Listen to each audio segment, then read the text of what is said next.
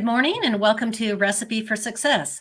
My name is Nancy Giacalone and my guest today is Jessica Harrington. This podcast is focused on the people that I meet, specifically women. I like to talk to women that are doing great things in their business and personal life because one thing that I have discovered in all areas of my life is there's always one key ingredient or technique that is critical to the outcome, success, or happiness of an individual or a recipe for that matter. So, again, I'm really excited to have Jessica on here today with us because in my industry, we are creeping up on fourth quarter. And anybody that is in the insurance business, particularly employee benefits, knows that that's what we like to call our crazy making season. And Jessica is focused on reducing stress. She is the owner of a business called Journey to Yourself. And with that, I am going to toss the ball to Jessica and let her introduce herself, tell us a little bit about her background and what she does. Thanks, Nancy. So I'm Jessica Harrington. I have my master's in public health, and I got that because I wanted to educate about stress. Like you said, there's a common factor in a lot of our lives, and a lot of us can understand the word stress. So my thought is that, we use it every day. What does it actually mean in your life? And so that's what I really try to do is help educate you and create the awareness around stress around you, but also create healthy habits that work for you, because what works for me does not always work for you. So creating that habit for yourself. I love it. So Journey to Yourself, I was very attracted to the name. I'm like, that's pretty cool. I wonder how I get back to myself. But I want to know, I know that's not the original name and that's not exactly where things started. So I'd love to hear about the evolution and how you got to where you are now. Oh my God. Yeah, of course. So when I first graduated, I finished my internship. It was that moment of, what do I do? I started my first business called Mindfulness Matters, and I worked specifically with just moms. I heard that they're most stressed out. So I was like, let me start there. So I focused on just mainly with moms and taught a lot of what I teach now. But what a lot of us do is we don't always practice what we preach. And so in the middle of all of this, growing the business, a relationship, multiple part-time jobs, everything in between, I burnt myself out. And I got diagnosed with a thing called chronic mono. And I really had to do my own soul searching in the moment. And I realized how much I was doing for everybody else and not me. And I really had that moment of, well, who the heck is Jess and what does Jess want? And so that's kind of where a lot of this went. So I practiced a lot of what I preached, changed a little bit. And then one day one of my girlfriends called me. She goes, so when are you gonna start your business again? And so that's kind of was the kick that I needed. And Journey to Yourself. That is very cool. So I want to go back to start. I mean, because you would have clearly at that point in your life just graduated from school and you said, okay, I'm going to help moms. How did you start connecting with them and how did you kind of kick that off? Yeah. So I just called a lot of my girlfriends that were already moms or new moms or anything in between. And I said, can you just get some friends together in your living room? I want to practice something and I want your input. And so that's where the public health major came in. I said, here's a survey. Be honest and give me all the deets. And that's where I went. So I started from being at my friend's house in their living room to going to libraries, to going to doctor's offices. And it kind of started to grow. And it's really powerful to work with moms. I'm just saying. Yeah, I can well imagine. So you touched on it a little bit, but I'd like to expand on it. That you mentioned that your background is in public health, which is kind of sort of related to stress, but kind of not. So like, what made you want to make that leap? Yeah, so I started my career in education in the drug and alcohol field. And so that was one of the triggers to stress. I'm like, everybody's going through it. What's happening here? We all need these tools. So that's kind of where it started. And when I called around colleges, because I had my bachelor's at the moment, and I said, what's my next degree? I said, I want to be in prevention. I want to educate about stress. I want to be in front of groups of people. What is that degree that I needed? And so every college said master's in public health. At that moment, did I really know what that was? No. Now that I'm in it, we all know it more than we actually think. It's everything, right? So it's just a fancy health educator. So breast cancer awareness, that's public health. Nicotine, diabetes, So you're literally just educating on a specific health factor, making it aware, and there's just different levels. And I'm just in the preventions part of that. I like that. I also like that you mentioned that you were focused on alcohol and substance abuse. And you are absolutely right that those are symptoms, or I guess that's not even the right word, the term, but they're indicators of a massive amount of stress because people tend to use those as coping mechanisms when stress is high. And I would really like to hear your opinion on, I mean, the last 2.5 years, I don't really know how we could get much more stressed because of all the uncertainty and chaos and fear. I just like to hear your take on all of that. Yeah, for sure. First of all, knock on wood, because we thought we weren't going to get stressed out more than we did. So let's all knock on wood real quick. No, you're absolutely right. So going back to the drug and alcohol field, I think, like you said, it's a big coping mechanism. But if you're not an addict, and I'm air quoting here, if you're not an addict, then it's normal to go, oh, I'm going to have this glass of wine after work and things like that. Right? Right? And you're like, oh, that's my way of relaxing. And listen, I have my glass of wine too. I'm not, saying that it's bad, but there are healthier ways to handle stress, right? And I just saw a comment pop up about eating. Yes. Food, right? Yes. Right. You saw Put that. it back up there. Yeah. Thank you. So it says, let's add food as a coping mechanism too, right? There's another addiction piece to it, right? We can there's two ways we can go: eating too much or not eating enough at all, right? So there's so many different ways that they mentioned a few. Right? We can all really agree on this. So there's healthy ways to handle stress, and then there's the ways that we want to try to avoid or things like that. Because again, I'm not saying I have my ice cream too, I have my glass of wine. I'm not saying completely take it out, but what are some of the healthier ways to handle stress?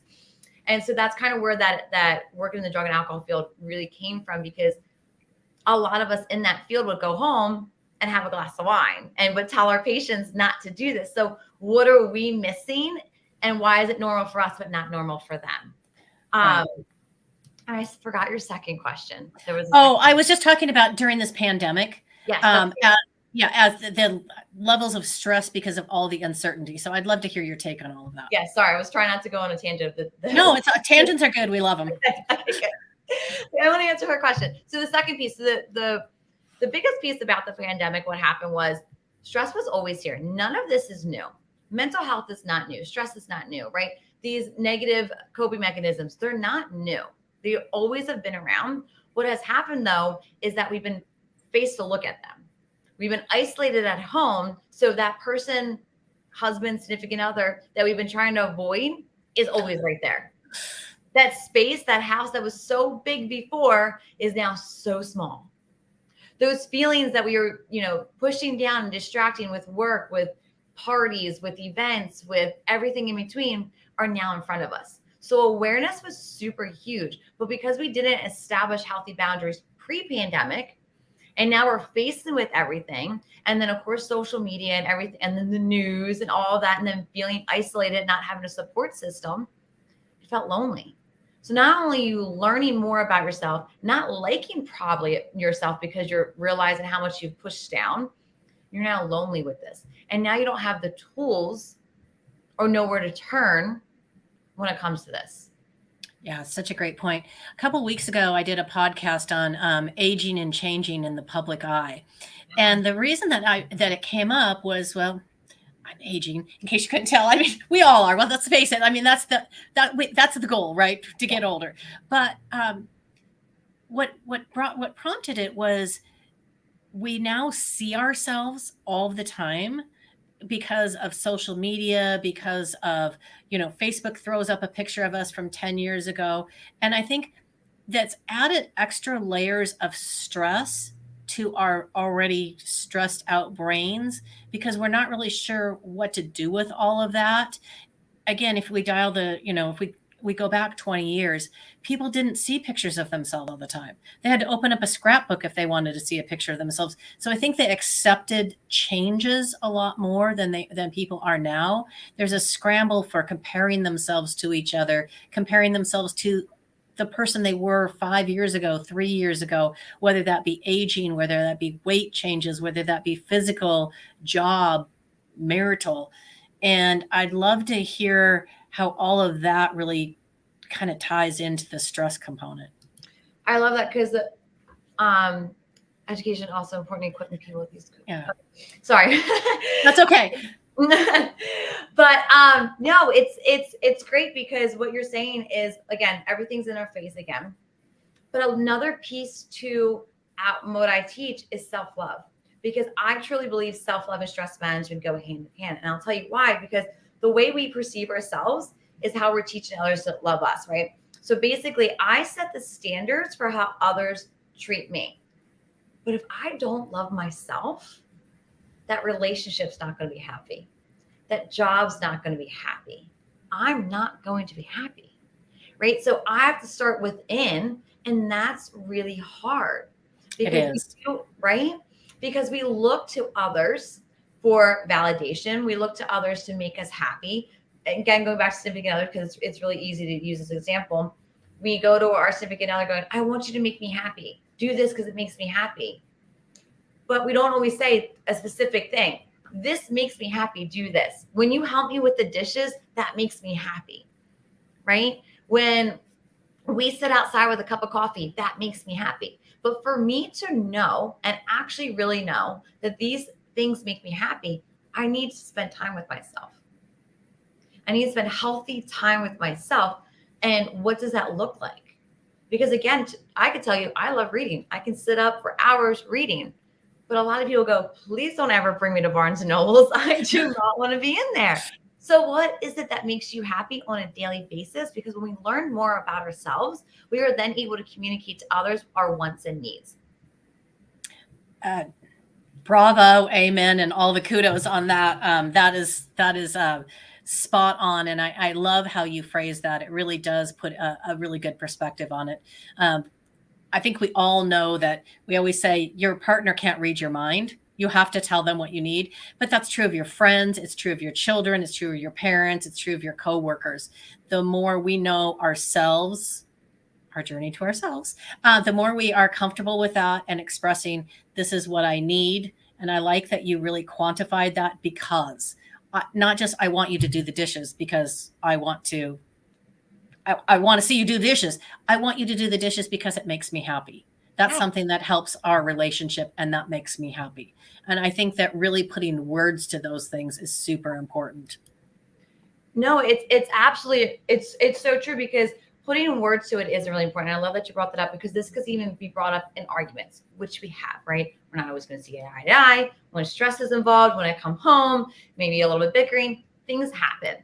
But when I'm able to say, this makes me frustrated when, it's frustrating when, again, we could just use the dishes because it's easy, right? It's frustrating when, I cooked and I need help with the dishes. So I need help with the dishes. It makes me feel that you respect that I cooked a really great meal. Yes. Right? Even if it was frozen pizza, I don't care. It's just the fact that I did something after I worked all day and you worked all day, and this is the way that we compromise. But again, that might not work for you. I'm just giving examples because some people are like, listen, that's my kitchen, stay out of it, right? So, well, no, your points are very well taken. And I'm going to pop this comment back up here. Expressing our needs and our truth. I mean, that's really what it boils down to in whatever area of your life you're in. And yeah. I think that as a society, we're not very good at that. No. And that really goes back to that. When are you spending time with just you, and what does that look like? Right. And so again, we can go through different things, and it could be reading. It could be going for walks. It could be journaling. It could be listening to music. It could be watching a cheesy movie, right? But it's finding those things that do work for you and do make you happy, but it has to be, you have to figure that out. No one can tell you. You can't find that on Google. What makes me happy, right? That's going to have to all be within you, because again, I can tell you all the things that make me happy, but it might not work for you. Yeah, I love that. Okay, so Jess also has a podcast called Stress Less with Jess. I mean, what a name. Actually, it says Stress Less with me, Jess, but I just like Stress Less with Jess. It sounds so great. And one of the things that you focus on in your podcast, which I think was super cool because I went and listened to a couple of them, is you talked about common situations in life that cause people stress. And the one I happened to listen to was great because it was on getting a loan.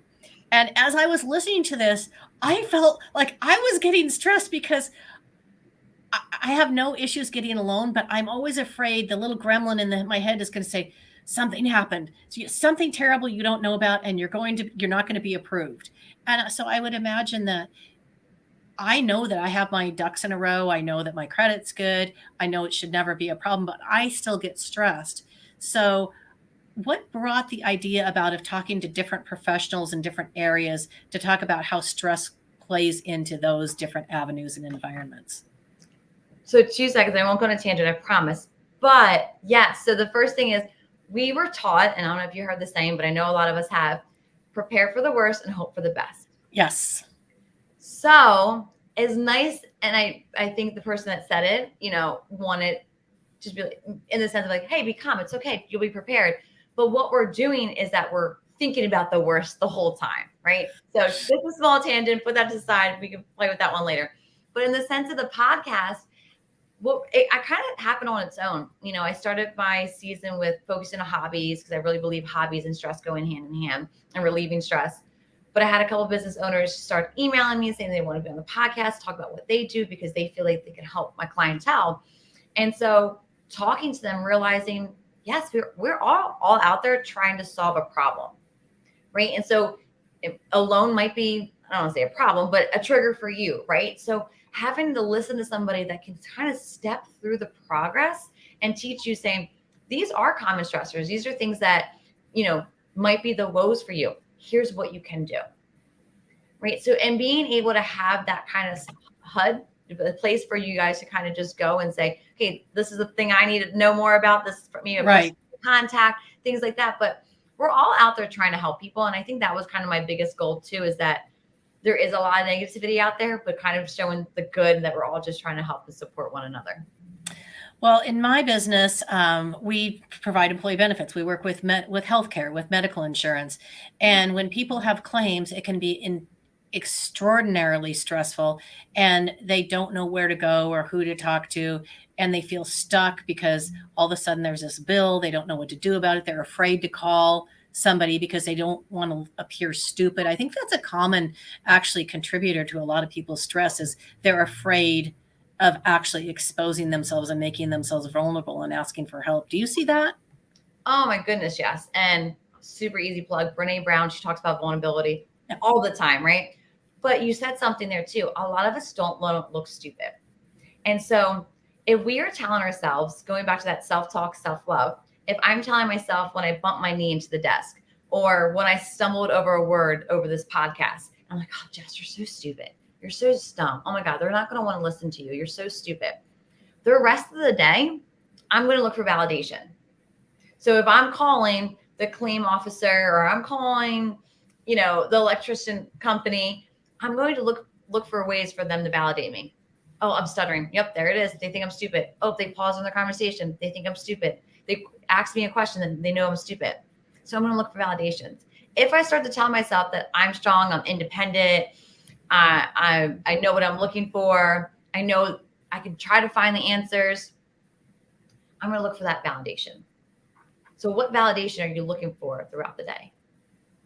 I had not heard that before, and I love that. I'm going to remember that. So look for that because you're going to prove yourself right no matter what your opinion is. Yeah. So go prove yourself right. Yeah. But prove yourself right in a positive way instead of a negative way. Exactly. It's kind of if someone else would have called me stupid, that one teacher, me when I was growing up, and I'm nothing against teachers. I love teachers. Seriously. I love teaching. But maybe there was that person in our life that maybe said that we weren't going to make it. Well, what do? We try to prove them wrong. When you were told you couldn't do a problem or you weren't going to win the game, you try to prove them wrong when we were growing up. We lost that along the way. You're right. That's really good advice.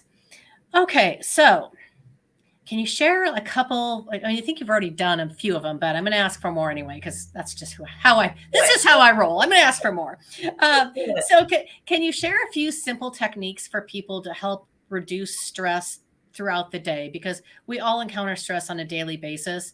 And if there was just one or two little techniques that could help take us out of that cycle, that would be great. Yeah, of course. So I'll do my big ones. So first I'll start with communications. I feel like we really hit that. So I'll kind of nutshell that one. So communication. So the first one I always say is avoid using the words always and never. You never listen to me. You're always too busy for me.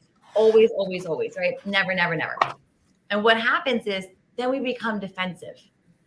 That person becomes defensive. And now we're doing the win or resolve argument. And we've all been there where we need to win the argument instead of resolving it, right? So avoid using the words always and never. That's one. Going back to that self-love, self-talk piece, what does 1 to 5 minutes a day with just you look like? Just 1 to 5 minutes. Is it reading a page from that book that's been on your nightstand? Is it sitting outside with a cup of coffee and drinking it while it's still hot? Not remicrowaving it, not looking around the house, not going, oh my God, thank God it's in a thermos because it was going to be cold. Drinking the coffee while it's still hot. And the third one, why don't we do breathing? I think breathing is used a lot, but what does it actually look like? So I always talk about belly breathing because even during this conversation, I'm a super fast talker. I get really excited and really passionate about what I talk about. So when you're speaking, I have to practice my belly breathing. You had no idea I was doing it. No. No idea that I'm not sitting here going, yeah. I'm not doing that. I'm not doing that, right? I'm just making sure I'm checking in with myself. So I always suggest just practicing belly breathing. All you're doing is making a Santa belly, a beach ball belly, whatever kind of belly you want, just a big round belly, just pushing it in there and releasing. Practice that piece. You can become a perfectionist later, but in the beginning, all I'm asking you to do is just breathe through your belly, and how you're doing it is just enlarging that belly. Again, even if you're in the office, someone next to you isn't looking at, it doesn't have to be that pronounced is basically what I'm trying to say. Just taking that breath, it does really, really help. It kind of just does that self-check-in for yourself. I love that tip. I'm going to have to try that. So with regards to your first tip that you gave about looking for resolution instead of being right, I've heard a saying a long time ago, and it's always stuck with me. Would you rather be right or would you rather be happy? Sometimes we get so caught up in winning that we forget what we actually wanted in the first place. Yeah, it's so true. It's you want to be the bigger person, right? Maybe it's power, maybe it's control, maybe it's not looking dumb. There's so many different reasons that one would do it. But like you said, where does it get me? Right. A lot of the times we never bring that conversation up again. And so now it's just stuffed down. And then months later, years later, it blows up in our face. We're like, well, I can never talk about the laundry because we always get in arguments. It's like, when's the last time we got an argument about the laundry? But it was something that was put in our mind many years ago. And so now it just sits with us. Yeah, that's great. So what do you think is the number one contributor to stress in most people's lives and why?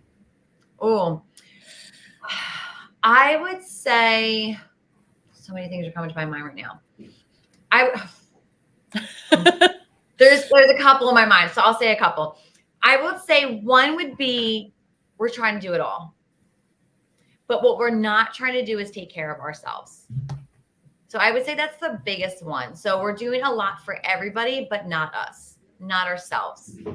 We're there for a caretaker for our parents, our kids, the jobs, the house, everything. But when it comes to us, we put ourselves in the back burner. I would say for me and what I know, that is probably the top contributor for sure, is not taking care of ourselves. I think I fall squarely into that category. So I've definitely had that experience in my life. especially when you have, you run a business, you have parents that are aging and other people that rely on you. You tend to put yourself last. And we always say you can't take care of others unless you take care of yourself. Again, it's easy to say the words. It's not as easy to actually practice that. No, you're absolutely right. So I always try to put in this perception, because I think it helps a little bit. When you're sitting at the dinner table, like you said, you're a business owner, family, everything in between, and your significant other or your kids are telling them about their day, how often are you really paying attention? Right? When they're telling you about their woes, they're telling you about their wins, how often are you able to fully focus on the conversation and go, oh my God, that's amazing. I'm so happy for you. Or when you're at their soccer game, their basketball game, and you're there physically, but your mind is racing on your to-do list and everything in between, and they make the soccer goal or they blocked and they're so proud of yourselves. And again, you're physically watching, but you didn't comprehend it because your brain is everywhere else. Right. Very, very good points. Things for me to think about. I'm sure things for a lot of people to think about. Excuse me. You're very passionate about giving back too, which is, again, all over your website. You're very involved and committed. And I noticed that one of your main passions was suicide prevention, which I love as someone who has had unfortunately, many suicides in our family. I know how devastating that can be to everybody, but I would love to hear more about your involvement in that and why that's so special to you. Yeah. So, I personally didn't have someone die by suicide, but I had a friend who had a family member. And so I don't share her story, but she is super close to me and I know how she handled it. But I also know, I grew up in a drug and alcohol family. I had significant others with it. And I myself was at a low point, and I've seen people at their lowest. And not that I've ever attempted it myself or any of those things, but I've seen it firsthand. I've seen people so low that they thought that was the only option. And it's not. And to see somebody you care about think that low of themselves and not believe in themselves and just want that extra hand and not have it, and not think they have it, not think they have the support, not think they have the love. It's hard because you think you're doing all the right things to be there for them. And you are, by the way. This is not anybody else's, fault or whatever. But seeing people you care about at that point, and it's not talked about. Like you said, you've seen it. I've seen it. We could have had coffee together. We could have had a glass of wine tonight, and it wouldn't have never been brought up, which is fine. There's time and place for things. But a lot of times it's not brought up because we don't talk about mental health. Yeah, 100%. Well, fortunately, mental health has become a much more acceptable conversation as a result of these last couple of years. I mean, you're always looking for the positive that's come out of all the chaos, but mental health is becoming a much more normalized conversation. And people are now looking at it as not something's wrong with them, but ways to improve their lives with a healthier perspective on their own mental and physical health and incorporating it into the entire well-being conversation. Yeah, I agree. Okay, we made it to the fun part of the show, my 5 burning questions. So I hope you are ready. I'm ready. Let's hear it. Okay, everybody gets this one no matter what. What is your favorite food and can you cook it? So I love cooking. My favorite food is mac and cheese. Do I cook it? For sure. Have I bought better ones? Yes. Hey, good answer. So what's the one character trait that you admire most in other people and why? First thought that comes is loyalty. Just being supportive. Just being there, for sure. Yeah. Okay, but if I flip the mirror on you and I say, what's the character trait in yourself that you're most proud of and why? What would that be? Sorry, I'm coughing. I would say empathy. Yeah, I love being there for others. I love, not judging and just saying, hey, what you got? Let's listen. That's awesome. Okay, so if money and time were not obstacles, What's the one thing on your bucket list that you would most like to do? You don't have to use the term bucket list, but everybody has kind of their dream list. Let's call it that. What would you most like to do and why? So the first thing is I've seen my grandma. My grandma and my grandparents, they retired down in South Carolina, which I'm in Philly. So it's not super, super far, but the past couple of years. So being able to spend time with them, doing whatever they wanted is always my first thing I always want to do. So that for sure. And I've always wanted to do a road trip. I love camping and go to a national park. So I'm always up for that. Oh, that's a good answer.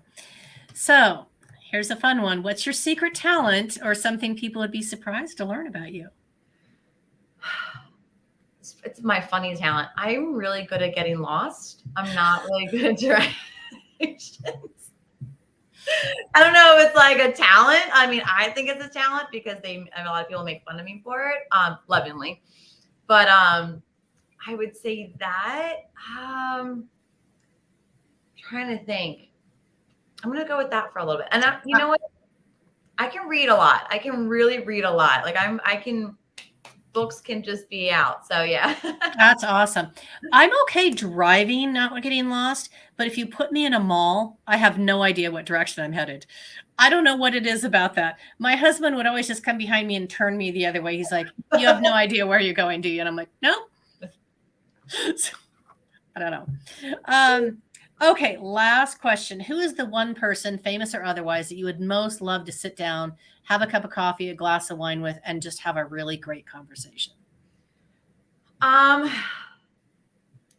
So my first person would probably be Simon Sinek. I've been watching him for a couple of years now. Again, one of the people that kind of got me on the bandwagon of I can do this. My passion's a real passion. It's not something made up. So I definitely would be one for him for sure. And then obviously Brene Brown. I mean, who wouldn't want to sit down? Obviously, right? I mean, you feel like you have to throw that in there. Yeah. Yeah. Okay. So if people want to learn more about your program or listen to your podcast, what's the best way for them to find that information and get in touch with you? Yeah, of course. So everything is on my website, journeytoyourself.net.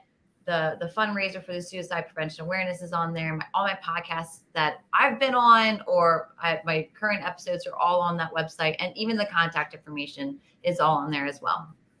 And just to take it one step further, what kind of services do you offer to either individuals, businesses, et cetera? So we have clarity on that as well. Yes, of course. So I do individual coaching. So I work with you on a one-on-one basis. We talk about the stressors that are in your life, and we talk about how to make those healthy habits that work for you in your life.